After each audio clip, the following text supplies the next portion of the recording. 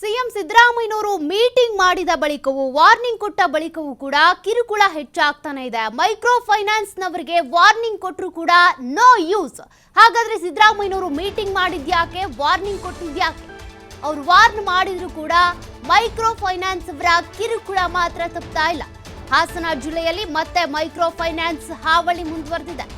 ಬೆಳ್ಳಂಬೆಳಗ್ಗೆನೆ ಮನೆ ಬಾಗಿಲಿಗೆ ಬಂದು ತೆಗೆದುಕೊಂಡಿರುವಂತ ಸಾಲದ ಕಂತು ಕಟ್ಟಿ ಅಂತ ಪಟ್ಟು ಹಿಡಿದಿದ್ದಾರೆ. ಮೈಕ್ರೋ ಫೈನಾನ್ಸ್ ಸಿಬ್ಬಂದಿಯ ಕಿರುಕುಳಕ್ಕೆ ಬೇಸತ್ತು ಹೋಗಿದ್ದಾರೆ. ಮನೆ ಹೊಸಲಲ್ಲೇ ಕೂತ್ಕೊಂಡು ಮಹಿಳೆಗೆ ಸಾಲ ಕಟ್ಟುವಂತೆ ತಾಕೀತು ಮಾಡ್ತಿದ್ದಾರೆ. ಮನೆಯಿಂದ ಯಾರು ಕೂಡ ಹೊರಗೆ ಹೋಗಬೇಡಿ ಅಂತ ಸಿಬ್ಬಂದಿ ಮನೆ ಬಾಗ್ಲಲ್ಲಿ ಕೂತಿದ್ದಾರೆ. ಲೋನ್ ಸಿಬ್ಬಂದಿ ಹಾಗೂ ರೈತ ಮಹಿಳೆ ಜೊತೆ ಮಾತಿನ ಚಕಮಕಿ ಕೂಡ ನಡೆದಿದೆ. ನಾನು ಲೋನ್ ಕಟ್ತೇನೆ, ಆದ್ರೀಗ ನನ್ನ ಹತ್ರ ದುಡ್ಡಿಲ್ಲ, ನೀವು ಮನೆ ಬಾಗಿಲಿಗೆ ಬರಬೇಡಿ ಅಂತ ರೈತ ಮಹಿಳೆ ಹೇಳಿರೋದು. ಹಾಗಿದ್ರು ಕೂಡ ಮನೆ ಹೊಸಲಲ್ಲೇ ಕೂತ ಜಾಗದಲ್ಲೇ ಈಗಿಂದೀಗ್ಲೇ ಕಂತು ಕಟ್ಟಬೇಕು ಅಂತ ಹಠ ಹಿಡಿದಿದ್ದಾರೆ. ಮಹಿಳೆಯ ಮಾತಿಗೂ ಕೂಡ ಕ್ಯಾರ್ ಅಂತ ಇಲ್ಲ. ಮನೆ ಬಾಗ್ಲಲ್ಲೇ ಸಿಬ್ಬಂದಿ ಕೂತಿರೋದು. ಅರಕಲಗೂಡು ತಾಲೂಕಿನ ಕಾಳೇನಹಳ್ಳಿ ಗ್ರಾಮದಲ್ಲಿ ಆಗಿರುವಂತ ಮೈಕ್ರೋ ಫೈನಾನ್ಸ್ ಸಿಬ್ಬಂದಿಯ ಟಾರ್ಚರ್ನ ಆ ದೃಶ್ಯಾವಳಿಗಳನ್ನ ನೀವು ಗಮನಿಸ್ತಾ ಇದ್ದೀರಾ.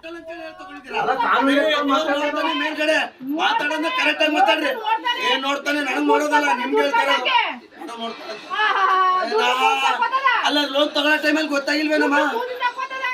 ಅಲ್ಲ ಆಯ್ತು, ಕುಂತಿದ್ದಾಗ ಬರಲ್ಲ, ನಾನು ಒಪ್ಕೋತೀನಿ. ಏನ್ ಕಟ್ಟ ಎಷ್ಟನೇ ತಾರೀಕಿಂದಮ್ಮ ನಿಮ್ದು? ಎಷ್ಟನೇ ತಾರೀಕಿಂದು? 20 ದಿವಸ ಟೈಮ್ ಕೊಟ್ಟಿವಮ್ಮ. ಅದನ್ನ ಹೇಳ್ರಿ, ನಂಗೆ ಈ ತಿಂಗಳು ಹೇಳ್ರಿ. ಮತ್ ನಾಳೆ ಕಟ್ತೀನಿ, ನಾಡ್ದೆ ಕಟ್ತೀನಿ ಅಂತ ಏನ ಕೇಳ್ಬೇಕು? ಮತ್ ನೀವೇ ಹೇಳತ್ತಿರಲ್ಲ ಈಗ ಅಂದ್ರೆ ನನಗೆ ಕಟ್ಟಕ್ಕಾಗಲ್ಲ ಅಂತ. ನಾನು ಕಂಪ್ನಿಗೆ ಹೇಳ್ಬೇಕಲ್ಲ, ಮತ್ ಬಂದಾಗ ಮೊನ್ನೆ ಬಂದಾಗ ಏನ್ ಹೇಳಿದ್ರಿ? ನಾಟ್ಕಾಡ್ದೆ ನೀವ್ ಆಡ್ತಾ ಇರೋದು. ಮೊನ್ನೆ ಬಂದಾಗ ಏನಮ್ಮ ಹೇಳಿದಿರಿ? ಕೂಗಾಡೋದಕ್ಕೆ ಮತ್ತೆ ಅಲ್ಲಿಂದ ಬಂದಿದ್ದು ನಾನು. ಕೂಗ ಆಗಿದ್ದಕ್ಕೆ ಅಲ್ಲ, ಕೂಗಾಡೋದಕ್ಕೆ ಮತ್ತೆ ಬಾಟ್ಲಾ ಕೂತ್ಕೊಂಡ ಯಾವ ನನ್ನ ಮಗನ ಚೀಟಿಯನ್ನು ಹೇಳಿಲ್ಲ. ಬಾಟ್ಲಾ ಕೂತ್ಕೊಂಡ ಯಾವನು ಹೇಳಿಲ್ಲ. ಬಾಟ್ಲಾ ಕೂತ್ಕೊಳಕ್ಕೆ ಬಾಯಗಡಿಕೆ ಅವ್ರಿಗೆ ಮಾಡಿ ಕಲ್ಸ ಪಾಠ ಕಲ್ಸಿರೋ ಸರ್. ಅದಕ್ಕಂತೆ ಏನ್ ಕಾಣದಂಗೆ ಯಾವುದೂ ಇಲ್ಲ. ಇತ್ತು ಲಾಕ್ಡೌನ್ ಮಿಂಚಾಗಿ ಇವ್ನು ಕಾನೂನು. ಕೂಗಾಡೋದಕ್ಕೆ ಮತ್ತೆ ಅಲ್ಲಿಂದ ಬಂದಿದ್ದು ನಾನು. ಕೂಗ ಆಗಿದ್ದಕ್ಕೆ ಅಲ್ಲ, ಕೂಗಾಡೋದಕ್ಕೆ ಮತ್ತೆ ಬಾಟ್ಲಾ ಕೂತ್ಕೊಂಡ ಯಾವ ನನ್ನ ಮಗನ ಚೀಟಿಯನ್ನು ಹೇಳಿಲ್ಲ. ಬಾಟ್ಲಾ ಕೂತ್ಕೊಂಡ ಯಾವನು ಹೇಳಿಲ್ಲ. ಬಾಟ್ಲಾ ಕೂತ್ಕೊಳಕ್ಕೆ ಬಾಯಗಡಿಕೆ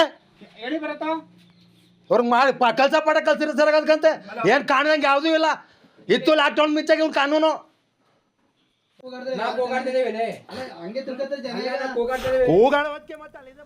ಈಗಾಗಲೇ ಹುಬ್ಬಳ್ಳಿ ಇರ್ಬೋದು, ರಾಯಚೂರು, ಬೆಳಗಾವಿ ಸೇರಿದಂತೆ ಅನೇಕ ಕಡೆ ಮೈಕ್ರೋ ಫೈನಾನ್ಸ್ ನವರ ಹಾವಳಿ ಹೆಚ್ಚಾಗಿದ್ದು, ಅನೇಕರು ಗ್ರಾಮ ತೊರೆದು ಬೇರೆ ಬೇರೆ ಕಡೆ ಆಶ್ರಯ ಪಡ್ಕೊಳ್ತಿದ್ದಾರೆ. ಇನ್ನೂ ಕೆಲವರು ಆತ್ಮಹತ್ಯೆಗೆ ಶರಣಾಗ್ಬಿಟ್ಟಿದ್ದಾರೆ. ಇದರ ಬೆನ್ನಲ್ಲೇ ಸಿಎಂ ಸಿದ್ದರಾಮಯ್ಯನವರ ಅಧ್ಯಕ್ಷತೆಯಲ್ಲಿ ಒಂದು ಮೀಟಿಂಗ್ ಆಯಿತು. ಕಾನೂನು, ಆರ್ಥಿಕ ಹಾಗೂ ಗೃಹ ಇಲಾಖೆಯ ಅಧಿಕಾರಿಗಳ ಆ ಮೀಟಿಂಗ್ ನಲ್ಲಿದ್ರು. ಯಾರ್ಯಾರು RBI ನಿಂದ ಪರವಾನಗಿ ಪಡ್ಕೊಂಡಿದ್ದಾರೋ ಅವರೆಲ್ಲರೂ ಕೂಡ ಕಾನೂನು ಬಾಹಿರವಾಗಿ ಈ ರೀತಿ ವಸೂಲಿ ಮಾಡ್ತಾ ಇಲ್ಲ, ಕಾನೂನು ಬಾಹಿರವಾಗಿ ವಸೂಲಿ ಮಾಡ್ತಾ ಇರೋರು ಪರವಾನಗಿ ಇಲ್ಲದೆ ಇರೋರು ಅಂತ ಈ ಒಂದು ಮೈಕ್ರೋ ಫೈನಾನ್ಸ್ ಸಿಬ್ಬಂದಿಗಳು ಪ್ರತಿನಿಧಿಗಳೇನಿದ್ದಾರೆ ಅವ್ರು ಸಮರ್ಥನೆ ಮಾಡ್ಕೊಂಡಿದ್ರು. ಹಾಗಾದ್ರೆ ಸಿಎಂ ಸಿದ್ದರಾಮಯ್ಯನವರು ಈಗಾಗಲೇ ವಾರ್ನ್ ಮಾಡಿದ್ರಲ್ಲ, ಈ ರೀತಿಯಾಗಿ ಕಾನೂನು ಬಾಹಿರವಾಗಿ ನೀವು ವಸೂಲಿ ಮಾಡುವಂತಿಲ್ಲ, ಜನರ ಪರಿಸ್ಥಿತಿ, ಆರ್ಥಿಕ ಪರಿಸ್ಥಿತಿ ಬಹಳ ಹದಗೆಟ್ಟಿದೆ ಅಂದ್ರೆ ಅವ್ರ ಮನೆಗೆ ಹೋಗಿ ನೀವು ಟಾರ್ಚರ್ ಮಾಡಬೇಡಿ, ಕಿರುಕುಳ ಕೊಡಬೇಡಿ ಅಂತ. ಹಾಗಿದ್ರೂ ಕೂಡ ಈಗ ಹಾಸನದಲ್ಲಿ ಆಗಿರುವಂತ ಕಾಳೇನಹಳ್ಳಿ ಗ್ರಾಮದಲ್ಲಿ ಆಗಿರುವಂತ ಆ ಘಟನೆಯ ದೃಶ್ಯವನ್ನ ನೀವು ಗಮನಿಸ್ತಾ ಇದ್ದೀರಾ. ಕಂತು ಕಟ್ಟಬೇಕಾಗಿರೋದು ನ್ಯಾಯನೇ, ಬಟ್ ಇವ್ರು ನ್ಯಾಯ ರೀತಿಯಲ್ಲಿ ವಸೂಲಿ ಮಾಡ್ತಾ ಇಲ್ವಲ್ಲ. ಮನೆಗೆ ಹೋಗಿ ಕೂತ್ಕೊಂಡ್ ಬಿಟ್ಟಿದ್ದಾರೆ, ಆ ಬಾಗ್ಲ ಹೊಸಲಲ್ಲೇ ಕೂತ್ಕೊಂಡಿದ್ದಾರೆ. ಕಟ್ಟೋವರೆಗೂ, ನೀವು ದುಡ್ಡು ಕೊಡೋವರೆಗೂ ನಾವು ಎದ್ದು ಹೋಗಲ್ಲ ಅಂತ. ಹಾಗಾದ್ರೆ ಈ ಕಂಪನಿ ಹಾಗಾದ್ರೆ RBI ನಿಂದ ಪರವಾನಗಿ ಪಡ್ಕೊಂಡಿದ್ಯಾ ಇಲ್ವೋ ಅದರ ಪರಿಶೀಲನೆ ಆಗಬೇಕು. ಇದಕ್ಕೆ ಸಂಬಂಧಪಟ್ಟಂತೆ ಹಾಸನ ಜಿಲ್ಲಾಡಳಿತ ಇರ್ಬೋದು ಅಥವಾ ಈ ಮೈಕ್ರೋ ಫೈನಾನ್ಸ್ ಪ್ರತಿನಿಧಿಗಳೇನಿದ್ದಾರೆ RBI ನಿಂದ ಪರವಾನಗಿ ಪಡ್ಕೊಂಡಿರುವಂತವ್ರು, ಅವರು ಇದನ್ನ ಗಮನಿಸಬೇಕಿದೆ. ಅಂದ್ರೆ ಅವರ ಪ್ರತಿನಿಧಿಗಳು ಎಲ್ಲೆಲ್ಲಿದ್ದಾರೆ, ಪರವಾನಗಿ ಪಡೆದೇ ಇರುವಂತಹ ಪ್ರತಿನಿಧಿಗಳು ಎಲ್ಲೆಲ್ಲಿ ಕಾರ್ಯನಿರ್ವಹಿಸ್ತಿದ್ದಾರೆ, ಅವರು ಇದಕ್ಕೆ ಸಂಬಂಧಪಟ್ಟಂತೆ ಈಗ ಒಂದಷ್ಟು ಪರಿಶೀಲನೆ ನಡೆಸಬೇಕಿದೆ. ಸದ್ಯಕ್ಕೆ ಕಾಳೇನಹಳ್ಳಿಯಲ್ಲಿ ಆ ಒಂದು ರೈತ ಮಹಿಳೆಯ ಕುಟುಂಬದಲ್ಲಿ ಬಂದು ಯಾವ ರೀತಿಯಾಗಿ ಅವ್ರ ಮನೇಲಿ ಕೂತ್ಕೊಂಡಿದ್ದಾರೆ, ಹೊರಗೆ ಹೆಂಗ್ ಗಲಾಟೆ ಮಾಡ್ತಿದ್ದಾರೆ, ಹೊಸ್ಲಲ್ಲೇ ಕೂತ್ಕೊಂಡು ಎದ್ದು ಹೋಗಲ್ಲ ನಾನು ಅಂತ ಹೇಗಲ್ಲಿ ಪಟ್ಟು ಹಿಡಿದು ಕೂತಿದ್ದಾರೆ, ಆ ದೃಶ್ಯಾವಳಿಗಳನ್ನ ನೀವು ಗಮನಿಸ್ತಾ ಇದ್ದೀರಾ. ಈಗಾಗಲೇ ಸಿದ್ದರಾಮಯ್ಯನವ್ರು ಮೀಟಿಂಗ್ ಮಾಡಿದ್ರು ಕೂಡ ಇದಕ್ಕೆ ಯಾಕೆ ಇವ್ರು ಕ್ಯಾರ್ ಅಂತ ಇಲ್ಲ, ಅದು ಈಗ ಸದ್ಯಕ್ಕಿರುವಂತ ಪ್ರಶ್ನೆ. ಮತ್ತಷ್ಟು ಡೀಟೇಲ್ಸ್ ಕೊಡ್ತಾರೆ ಪ್ರತಿನಿಧಿ ಪ್ರಕಾಶ್. ಈಗಾಗಲೇ ಅನೇಕ ಜಿಲ್ಲೆಗಳಲ್ಲಿ ಇಂತಹ ಘಟನೆಗಳಾಗ್ತಾ ಇದ್ದಿದ್ರಿಂದ ಸಿದ್ದರಾಮಯ್ಯನವರ ನೇತೃತ್ವದಲ್ಲಿ ಒಂದು ಮೀಟಿಂಗ್ ಆಯ್ತು, ಖಡಕ್ ವಾರ್ನಿಂಗ್ ಕೂಡ ಕೊಟ್ಟಿದ್ದಾರೆ. ಹಾಗಿದ್ರೂ ಕೂಡ ಹಾಸನದಲ್ಲಿ ಮತ್ತೆ ಅಂಥದ್ದೇ ಘಟನೆ ಬೆಳಕಿಗೆ ಬಂದಿದೆ. ಸದ್ಯಕ್ಕೆ ಇವರು ಟಾರ್ಚರ್ ಕೊಡ್ತಾ ಇರುವಂತವ್ರು RBI ನಿಂದ ಪರವಾನಗಿ ಪಡ್ಕೊಂಡಿದ್ದಾರೆ ಇಲ್ವಾ ಕಾನೂನು ಬಾಹಿರವಾಗಿ ನಡೆಸ್ತಿದ್ದಾರೆ, ಅದೀಗ ಗೊತ್ತಾಗ್ಬೇಕು. ಹಾಸನ ಜಿಲ್ಲೆ ಅರಕಲಗೂಡು ತಾಲೂಕಿನ ಕಾಳೇನಹಳ್ಳಿ ಗ್ರಾಮದಲ್ಲಿ ಕೂಡ ಇವತ್ತು ಬೆಳ್ಳಂಬೆಳಿಗ್ಗೆ ನಡೆದಿರುವಂತದ್ದು. ಅಂದ್ರೆ ರೈತ ಮಹಿಳೆ ಡೈರಿಗೆ ಹಾಲು ಹಾಕುವಂತಹ ಸಂದರ್ಭದಲ್ಲಿ ಏಕಾಏಕಿ ಮನೆಗೆ ಬಂದಿರುವಂತದ್ದು ಮೈಕ್ರೋ ಫೈನಾನ್ಸ್ ನ ಸಿಬ್ಬಂದಿಗಳು. ಅಂದ್ರೆ ಒಬ್ಬ ಸಿಬ್ಬಂದಿ ಈಗಾಗಲೇ ಹೆಲ್ಮೆಟ್ ಅನ್ನು ಧರಿಸಿ ಆ ರೈತ ಮಹಿಳೆಯ ಮನೆ ಅಂದ್ರೆ ರತ್ನಮ್ಮ ಮನೆಯ ಬಳಿ ಕೂಡ ಹೊಸಲಲ್ಲಿ ಕುಳಿತಿರುವಂತಹ ದೃಶ್ಯ ಕೂಡ ಈಗಾಗಲೇ ಲಭ್ಯವಾಗಿರ್ತಕ್ಕಂಥದ್ದು. ಯಾಕಂತಂದ್ರೆ ನಾನು ಸಾಲ ಕಟ್ಟೋದಿಲ್ಲ ಅಂತ ಹೇಳ್ತಾ ಇಲ್ಲ, ಸಾಲ ಕಟ್ತೀನಿ, ಆದ್ರೆ ಒಂದಿಷ್ಟು ಟೈಮ್ ಬೇಕು ಅನ್ನುವ ಮಾತನ್ನು ಕೂಡ ಹೇಳ್ತಾ ಇರುವಂತದ್ದು. ಆದ್ರೆ ಯಾವುದೇ ಕಾರಣಕ್ಕೂ ನಮಗೆ ಟೈಮ್ ಕೊಡ್ಲಿಕ್ಕೆ ಆಗೋದಿಲ್ಲ. ಆ ದೃಶ್ಯಾವಳಿಗಳಲ್ಲಿ ನೋಡ್ಬೋದು. ಯಾಕಂತಂದ್ರೆ ಆ ಲೋನ್ ಕಟ್ಟುವ ಲೆಕ್ಕದ ಬುಕ್ ಏನಿದೆ ಆ ಬುಕ್ ಅನ್ನು ಕೂಡ ಹಿಡಿದು ಬಂದಿರುವಂತಹ ಸಿಬ್ಬಂದಿ ಜೊತೆಗೆ ಮತ್ತೊಬ್ಬ ಸಿಬ್ಬಂದಿ ಮತ್ತೊಂದು ಮನೆಗೆ ಕೂಡ ಹೋಗಿರುವಂತದ್ದು. ರೈತ ಮಹಿಳೆಯ ಜೊತೆ ಒಂದಿಷ್ಟು ಮಾತಿನ ಚಕಮಕಿ ಕೂಡ ನಡೆಯುತ್ತೆ. ನಂತರದಲ್ಲಿ ಮತ್ತೆ ಅದೇ ಗ್ರಾಮದ ಒಂದಿಷ್ಟು ಗ್ರಾಮಸ್ಥರು ಕೂಡ TV5ಗೆ ಕರೆ ಮಾಡಿರುವಂತದ್ದು. ಸುಮಾರು 45 ಕುಟುಂಬಗಳು ಕೂಡ ಈ ಮೈಕ್ರೋ ಫೈನಾನ್ಸ್ ಹಾವಳಿಯಿಂದ ಗ್ರಾಮವನ್ನು ತೊರೆದಿದ್ದಾರೆ ಅನ್ನುವ ಆರೋಪವನ್ನು ಕೂಡ ಮಾಡ್ತಾ ಇರುವಂತದ್ದು. ಆದ್ರೆ ಈಗ ಸದ್ಯಕ್ಕೆ ನಮಗೆ ದೃಶ್ಯ ಸಿಕ್ಕಿರುವಂತದ್ದು ಎರಡು ಮನೆಯ ಖಾಲಿ ಮಾಡಿರುವಂತಹ ದೃಶ್ಯ ಈಗಾಗಲೇ ಸದ್ಯಕ್ಕೆ ಲಭ್ಯವಾಗಿರ್ತಕ್ಕಂಥದ್ದು. ಸಾಕಷ್ಟು ಬೆಳಿಗ್ಗೆ ಸುಮಾರು 7 ಗಂಟೆಗೆ ಮನೆಗೆ ಬಂದಂತಹ ಈ ಮೈಕ್ರೋ ಫೈನಾನ್ಸ್ ನ ಸಿಬ್ಬಂದಿಗಳು ಸಾಕಷ್ಟು ಸಾಲವನ್ನು ಕಟ್ಟಿ ಅನ್ನುವ ತಾಕೀತನ್ನು ಕೂಡ ಈಗಾಗಲೇ ಮಾಡ್ತಾ ಇದ್ದಾರೆ ಅನ್ನುವ ಆರೋಪವನ್ನು ಕೂಡ ಕಾಳೇನಹಳ್ಳಿಯ ಗ್ರಾಮಸ್ಥರು ಮಾಡ್ತಾ ಇರುವಂತದ್ದು. ಸಾಕಷ್ಟು ಕುಟುಂಬಗಳು ಈಗಾಗಲೇ ಕಾಳೇನಹಳ್ಳಿಯ ಗ್ರಾಮವನ್ನು ಸಾಲವನ್ನು ಕಟ್ಟಲಿಕ್ಕೆ ಆಗದೆ ಗ್ರಾಮವನ್ನು ತೊರೆದಿದ್ದಾರೆ ಅನ್ನುವ ಮಾಹಿತಿ ಲಭ್ಯವಾಗಿರ್ತಕ್ಕಂಥದ್ದು. ಇದಕ್ಕೆ ಸಂಬಂಧಪಟ್ಟ ಹಾಗೆ ಪೊಲೀಸ್ ಠಾಣೆಯ ಮೆಟ್ಟಿಲನ್ನು ಕೂಡ ಏರ್ತೀವಿ ಅನ್ನುವ ಮಾಹಿತಿಯನ್ನು ಅಲ್ಲಿನ ಕಾಳೇನಹಳ್ಳಿಯ ಗ್ರಾಮಸ್ಥರು ಹೇಳ್ತಾ ಇದ್ರು. ಆದ್ರೆ ಈಗಾಗಲೇ ಸಿದ್ದರಾಮಯ್ಯ ನೇತೃತ್ವದ ಸರ್ಕಾರ ಏನಿದೆ ಒಂದು ಹಂತದ ಮೀಟಿಂಗ್ ಮಾಡಿ ಅಧಿಕಾರಿಗಳಿಗೆ ಒಂದು ಎಚ್ಚರಿಕೆಯ ಸಂದೇಶವನ್ನು ಕೊಟ್ಟಿದ್ರು ಮೈಕ್ರೋ ಫೈನಾನ್ಸ್ ನ ಸಿಬ್ಬಂದಿಗಳು ಮತ್ತೆ ತನ್ನ ಸಾಲ ಕಟ್ಟುವಂತೆ ಮನೆ ಮುಂದೆ ಹೋಗಿ ತಾಕೀತ್ ಮಾಡ್ತಾ ಇರುವಂತದ್ದು. ಒಂದು ಆರೋಪವನ್ನು ಇದರಲ್ಲಿ ಏನ್ ಮಾಡ್ತಾ ಇದ್ದಾರೆ ಅಂತಂದ್ರೆ ಬೆಳಿಗ್ಗೆ ಮತ್ತೆ ಸಂಜೆ ಅಂದ್ರೆ ರೈತ ಮಹಿಳೆಯರು ಡೈರಿಗೆ ಹಾಲು ಹಾಕುವಂತಹ ಸಂದರ್ಭ ಎಲ್ಲರೂ ಕೂಡ ಆ ಟೈಮ್ ನಲ್ಲಿ ಮನೆಯಲ್ಲಿ ಇದ್ದೇ ಇರ್ತಾರೆ. ಹಾಗಾಗಿ ಅದೇ ಟೈಮ್ ನಲ್ಲಿ ಬರ್ತಾರೆ. ಬೆಳಿಗ್ಗೆ ಮತ್ತೆ ಸಂಜೆ 6 ಗಂಟೆಗೆ ಮನೆಗೆ ಬರ್ತಾರೆ, ಬೆಳಿಗ್ಗೆ 6 ಗಂಟೆಯಿಂದ 7:30 ಒಳಗಡೆ ಮನೆಗೆ ಬರ್ತಾರೆ. ಈ ರೀತಿ ದಿನನಿತ್ಯ ನಮಗೆ ಟಾರ್ಚರ್ ಕೊಡ್ತಾ ಇದಾರೆ ಅನ್ನುವ ಆರೋಪವನ್ನು ಕೂಡ ಅಲ್ಲಿನ ಕಾಳೇನಹಳ್ಳಿಯ ಗ್ರಾಮಸ್ಥರು ಕೂಡ ಈಗಾಗಲೇ ಮಾಡ್ತಾ ಇರುವಂತದ್ದು. ಒಟ್ಟಾರೆ ಹಾಸನ ಜಿಲ್ಲೆಯಲ್ಲಿ ಮೈಕ್ರೋ ಫೈನಾನ್ಸ್ ನ ಹಾವಳಿ ದಿನದಿಂದ ದಿನಕ್ಕೆ ಹೆಚ್ಚಾಗ್ತಾ ಇದೆ. ಇದಕ್ಕೆ ಜಿಲ್ಲಾಡಳಿತ ಯಾವೆಲ್ಲ ಕ್ರಮ ಕೈಗೊಳ್ಳುತ್ತೆ ಕಾದ್ ನೋಡ್ಬೇಕಾಗುತ್ತೆ. ಹಿರಿಯ ಅಧಿಕಾರಿಗಳಿಗೆ CM ಕಚೇರಿಯಿಂದಲೂ ಕೂಡ ಸಾಕಷ್ಟು ಸೂಚನೆ ಕೂಡ ಬಂದಿರುವಂತದ್ದು. ಈ ಯಾರ್ಯಾರು ಈ ಮೈಕ್ರೋ ಫೈನಾನ್ಸ್ ನ ಸಿಬ್ಬಂದಿಗಳು ಸಾಲ ಕಟ್ಟುವಂತೆ ತಾಕೀತ್ ನೀಡ್ತಾರೆ, ಟಾರ್ಚರ್ ನೀಡ್ತಾರೆ, ಅಂತವರ ವಿರುದ್ಧ ಒಂದಿಷ್ಟು ಕ್ರಮ ಕೈಗೊಳ್ಳಿ. ಜೊತೆಗೆ ಅವ್ರಿಗೆ ಏನು ಸರ್ಕಾರದ ಆದೇಶ ಏನಿದೆ ಆದೇಶವನ್ನು ಸೂಚನೆ ನೀಡಿ ಅನ್ನುವ ಹೇಳಿದ್ರು ಕೂಡ ಈ ರೀತಿ ಬೆಳ್ಳಂಬೆಳಿಗ್ಗೆ ಮನೆಗೆ ಹೋಗಿ ಈ ರೀತಿ ಟಾರ್ಚರ್ ಕೊಡ್ತಾ ಇದಾರೆ ಅನ್ನುವ ಆರೋಪಗಳು ಕೂಡ ಕೇಳಿ ಬರ್ತಾ ಇರುವಂತದ್ದು. ಸೌಖ್ಯ. ಥ್ಯಾಂಕ್ ಯು ಪ್ರಕಾಶ್ ಡೀಟೇಲ್ಸ್ಗೆ. ಇನ್ನು ನಮ್ಮ ಜೊತೆಗೆ ಮಾತನಾಡೋದಕ್ಕೆ ಅಂತ ಕಾಳೇನಹಳ್ಳಿಯ ಗ್ರಾಮಸ್ಥ ಆಗಿರುವಂತ ರವಿ ಅವರಿದ್ದಾರೆ. ಸರ್ ನಮಸ್ತೆ. ನಮಸ್ತೆ ಮೇಡಮ್. ಸರ್ ಈಗಾಗಲೇ ರಾಜ್ಯದಾದ್ಯಂತ ಅನೇಕ ಕಡೆ ಈ ರೀತಿ ಫೈನಾನ್ಸ್ ಕಿರುಕುಳ ಆಗ್ತಾ ಇದೆ. ಹೀಗಾಗಿ ಸಿದ್ದರಾಮಯ್ಯನವರು ಕೂಡ ಮೀಟಿಂಗ್ ಮಾಡಿ ವಾರ್ನ್ ಮಾಡಿದ್ರು. ಬಟ್ ಈಗ ಹಾಸನದ ಕಾಳೇನಹಳ್ಳಿಯಲ್ಲೂ ಕೂಡ ಅಂಥದ್ದೇ ಘಟನೆ ಬೆಳಕಿಗೆ ಬಂದಿದೆ. ಅದು ಮೀಟಿಂಗ್ ಆಗಿ ವಾರ್ನ್ ಆದ್ಮೇಲೂ ಯಾಕೆ ಈ ರೀತಿ ಘಟನೆಗಳು ರಿಪೀಟ್ ಆಗ್ತಿರೋದು? ಅವರು ಮೀಟಿಂಗ್ ಮಾಡಿದ್ಮೇಲೆ ಜಾಸ್ತಿ ಆಗಿದೆ ಮೇಡಮ್. ಹೇಗೆ ಅವ್ರ ಮೀಟಿಂಗ್ ಮಾಡಿದ್ಮೇಲೆ ತುಂಬಾ ಟಾರ್ಚರ್ ಕೊಡ್ತಾರೆ. ಹಸು ತಗೊಳಕ್ಕೆ ಅಂದ್ಬಿಟ್ಟು ನಾವು ಮೈಕ್ರೋ ಫೈನಾನ್ಸ್ ಅಲ್ಲಿ ಲೋನ್ ಮಾಡ್ಕೊಂಡಿದ್ವಿ. ಹಸುಗಳೆಲ್ಲ ಗಬ್ಬ ಆಗಿ ಹಾಲು ಕಮ್ಮಿ ಆಗ್ಬಿಟ್ಟಿದೆ. ಆ ಹಾಲು ಕಮ್ಮಿ ಆಗಿ ಸ್ವಲ್ಪ ದುಡ್ಡಿಗೆ ಹಿಂಸೆ ಆಯ್ತದ ಮೇಡಮ್ ನಮ್ಗೆ. ಹೌದು. ನಮ್ಮ ಅದ್ರಲ್ಲೇ ಜೀವನ ಮಾಡ್ಬೇಕು, ನಾವು ಹಸುವಿಂದಲೇ ಜೀವನ ಮಾಡ್ಬೇಕು. ಹಂಗಾಗಿ ನಾವು ಸರ್ ಸ್ವಲ್ಪ ಟೈಮ್ ಕೊಡಿ ಅಂತಾರೆ. ಇಲ್ಲ ನೀವು ಕಟ್ಟವರೆಗೂ ನಾವು ಹೇಳಲ್ಲ ಅಂತ ಕೇಳ್ತಾರೆ. RBI ಅವರು BSS ಅವರು ಬೆಳಿಗ್ಗೆ 6 ಗಂಟೆಗೆ ಬರ್ತಾರೆ, 11 ಗಂಟೆ ರಾತ್ರಿ ಆದ್ರೂ ಊಟ ಮಾಡಕ್ಕೂ ಕೊಡಲ್ಲ. ಈಗ ಸ್ವಲ್ಪ ಹಾಲು ಬರ್ತಾ ಇದೆ. ಈಗ ಹಾಲು ಉತ್ಪಾದನೆ ಕಡಿಮೆ ಆಗಿರೋದ್ರಿಂದ ನಿಮಗೆ ಕಂತು ಕಟ್ಟೋದಕ್ಕೆ ಸಮಸ್ಯೆ ಆಗ್ತಾ ಇದೆ. ಸಮಸ್ಯೆ ಆಗಿದೆ ಮೇಡಮ್ ಅವರೇ. ಹ್ಮ್. ಆಮೇಲೆ ಹಾಲು ಕಡಿಮೆ ಬರ್ತಾ ಇದೆ, ಅದನ್ನ ಕರ್ಕೊಳಕ್ ಹೋಗೋದಕ್ಕೂ ಟೈಮ್ ಕೊಡಲ್ಲ ನಮ್ಗೆ ಅವರು.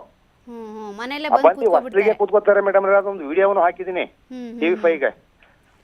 ಹೌದು ಸರ್, ಈಗ ನೀವು ಇವಾಗ ಮೈಕ್ರೋ ಫೈನಾನ್ಸ್ ಅವರಿಂದ ಸಾಲ ತೆಗೆದುಕೊಳ್ಳುವಾಗ ಆಲ್ಮೋಸ್ಟ್ ಎಲ್ರಿಗೂ ಅವ್ರು ಕೊಡುವಂತ ಒಂದಷ್ಟು ಡಾಕ್ಯುಮೆಂಟ್ಸ್ ಏನಿದಾವೆ ಅದನ್ನ ಓದೋದಕ್ಕಾಗಲ್ಲ, ಎಂತ ಅಕ್ಷರಸ್ಥರಿದ್ರು ಕಷ್ಟ. ಬಟ್ ಈಗ ಇವ್ರು ಏನ್ ಸಾಲ ಮತ್ತೆ ನಾವು ಓದು ಬರ ಇಲ್ಲ, ನಮ್ಮ ಹೆಸರೊಂದು ಸೈನ್ ಮಾಡ್ತೀನಿ ಅಷ್ಟೇ. ನಮ್ಗೆ ಓದು ಬರ ಇಲ್ಲ, ಬಡ್ಡಿ ಇಂಟ್ರೆಸ್ಟ್ ಎಷ್ಟು ಅಂತ ಹೇಳಲ್ಲ. ಆಮೇಲೆ ಅದ್ ಏನ್ ರೂಲ್ಸ್ ಐತೆ ಅಂತ ನಮ್ಗೆ ಏನು ಹೇಳಲ್ಲ ಅವರು. ಹಂಗೆಲ್ಲ ಮಾಡ್ತಾರೆ ಮೇಡಮ್ ನವ್ರೆ ಅವರು. ಬರೀ ನಿಮ್ಗೊಂದು ಸಿಗ್ನೇಚರ್ ಹಾಕೋದಕ್ಕೊಂದು ಬಿಡ್ತಾರೆ ಅಷ್ಟೇ, ಅದ್ರಲ್ಲಿ ಏನಿದೆ ಅಂತ ಯಾರು ಓದಿ ಸಿಗ್ನೇಚರ್ ಒಂದು ಹಾಕ್ತಿವಿ ಅಷ್ಟೇ. ಮತ್ತೆ ಇದನ್ನು ಕೊಡಲ್ಲ, ಚಾಟು ಕೊಡಲ್ಲ, ನಮ್ಗೆ ಎಷ್ಟು ಕಂತ ಆಗೈತೆ ಏನು ಅಂತಲೂ ಗೊತ್ತಾಗಲ್ಲ ನಮ್ಗೆ.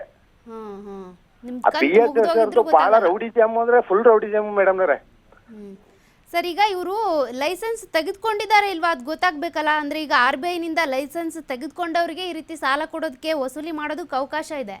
ಬಟ್ ಇವ್ರು ಪರವಾನಗಿ ಮೇಡಮ್ ನವ್ರೆ, ಲೈಸೆನ್ಸ್ ತಗೊಂಡ್ರಂತಲೂ ಗೊತ್ತಿಲ್ಲ. ಮತ್ತೆ ಏನಂತಾರೆ ಗೊತ್ತಾ, ಒಂದ್ ಸಾಲ ತಗೊಂಡಿರ್ತೀವಿ, 5 ಕಂತು ಕಟ್ಟದ ಮೇಲೆ ಎಲಿಜಿಬಲ್ ಐತೆ ತಗೊಳ್ಳಿ ಅಂತ ಹಿಂಸೆ ಕೊಟ್ಟಿ ಆ ಲೋನ್ ಮಾಡ್ಕೊಡೋದು. ನಮಗ್ ಬೇಡಿ ಅಂತ ಆದ್ರೂ ಇಲ್ಲ, ಇನ್ ಬರಲ್ಲ ತಗೊಳ್ಳಿ ಹಾಗೆ ಹೀಗೆ ಅನ್ಬಿಟ್ಟು ಕೊಡ್ತಾರೆ BSS ಅವರು. ಆಮೇಲೆ RBI ಎಲ್ಲರೂ ರಾತ್ರಿ 10 ಗಂಟೆ ಇವರು ಸಮಸ್ತದವರು ರಾತ್ರಿ 10-10:30 ಬರ್ತಾರೆ. 10:30 ಬಂದು ಕಂತು ಕಟ್ಟಿ ಈಗ ಕಟ್ಲೇಬೇಕು ಅಂತಾರೆ.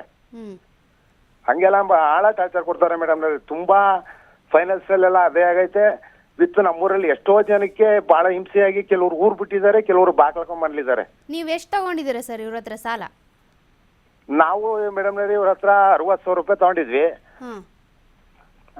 ಅದನ್ನ ತುಂಬಾ ಕಟ್ಕೊಂಡ್ ಬಂದಿದೀವಿ. ಒಂದು ಕಂತು ಮಾತ್ರ ಈ ಕಟ್ಟಬೇಕಾಗಿರೋ ಕಂತಿಗೆ ಆತರ ಕೂತಿರೋದು. ಅಂದ್ರೆ ಈ ಡಾಕ್ಯುಮೆಂಟ್ಸ್ ಏನೇನ್ ಕೊಟ್ಟಿರ್ತೀರಾ ಸರ್ ನೀವಾಗ ಸಾಲ ತಗೊಳ್ಳುವಾಗ? ಆಧಾರ್ ಕಾರ್ಡ್ ಅಷ್ಟೇ, ಅದಿಷ್ಟಕ್ಕೇನೆ ಕೊಟ್ಬಿಡ್ತಾರೆ ನಿಮ್ಗೆ? ಆಧಾರ್ ಕಾರ್ಡ್ ಮಾತ್ರ. ಅದೇ ಬ್ಯಾಂಕ್ ಎಲ್ಲ ಹೋದ್ರೆ ನೀವು ತುಂಬಾ ಡಾಕ್ಯುಮೆಂಟ್ಸ್ ಕೊಡ್ಬೇಕಾಗುತ್ತೆ. ಬಟ್ ಇವ್ರು ಮೈಕ್ರೋ ಫೈನಾನ್ಸ್ ಹತ್ರ ಒಂದು ಆಧಾರ್ ಕಾರ್ಡ್ ಇದ್ರೆ ಸಾಕು.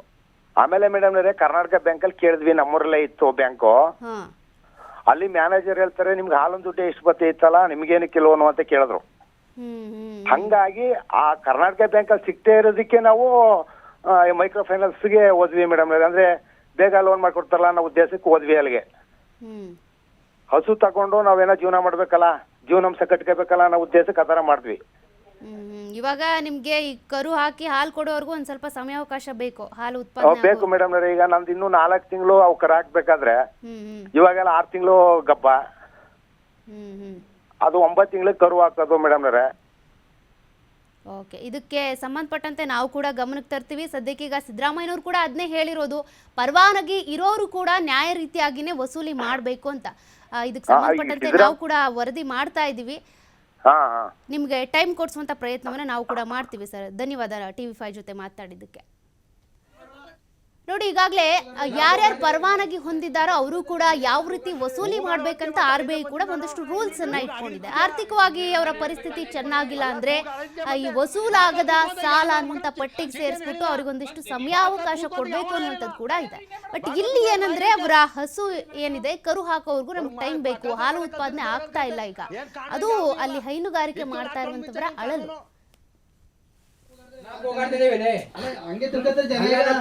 ಕೂಗಾಡೋದಕ್ಕೆ ಮತ್ತೆ ಅಲ್ಲಿಂದ ಬಂದಿದ್ದು ನಾನು ಕೂಗ ಆಗಿದ್ದಕ್ಕೆ ಅಲ್ಲ, ಕೂಗಾಡೋದಕ್ಕೆ ಮತ್ತೆ ಬಾಟ್ಲಾ ಕೂತ್ಕೊಂಡ ಯಾವ ನನ್ನ ಮಗನ ಚೀಟಿಯನ್ನು ಹೇಳಿಲ್ಲ, ಬಾಟ್ಲಾ ಕೂತ್ಕೊಂಡ ಯಾವನು ಹೇಳಿಲ್ಲ, ಬಾಗ್ಲ ಕೂತ್ಕೊಳಕ್ಕೆ ಬಾಯಗಡಿಕೆ ಅವ್ರಿಗೆ ಮಾಡಿ ಕಲ್ಸ ಪಾಠ ಕಲ್ಸಿರ ಸರ್. ಅದಕ್ಕಂತೆ ಏನ್ ಕಾಣುವಂಗೆ ಯಾವುದೂ ಇಲ್ಲ. ಇತ್ತು ಲಾಕ್ಡೌನ್ ಮಿಂಚಾಗಿ ಒಂದು ಕಾನೂನು. ಕೂಗಾಡೋದಕ್ಕೆ ಇವೇ ಹೇಳಿದ್ದೀರಾ ಕಾನೂನು?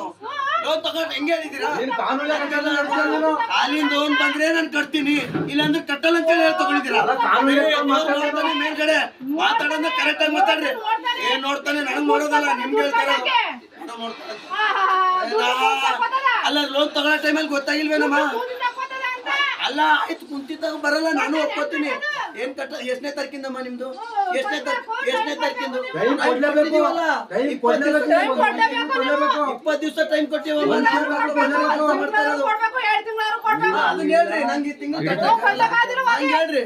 ಮತ್ ನಾಳೆ ಕಟ್ತೀನಿ ನಾಡ್ದೆ ಕಟ್ತೀನಿ ಅಂತ ಏನ ಕೇಳ್ಬೇಕು? ಮತ್ ನೀವೇ ಹೇಳತ್ತೀರಲ್ಲ ಈಗ ಅಂದ್ರೆ ನನಗೆ ಕಟ್ಟಕ್ಕಾಗಲ್ಲ ಅಂತ. ಮತ್ ನೀವೇ ಹೇಳತ್ತೀರಲ್ಲ, ನಾನು ಕಂಪ್ನಿಗೆ ಹೇಳ್ಬೇಕು, ನಂಗೆ ಗೊತ್ತಾಗತ್ತಲ್ಲ.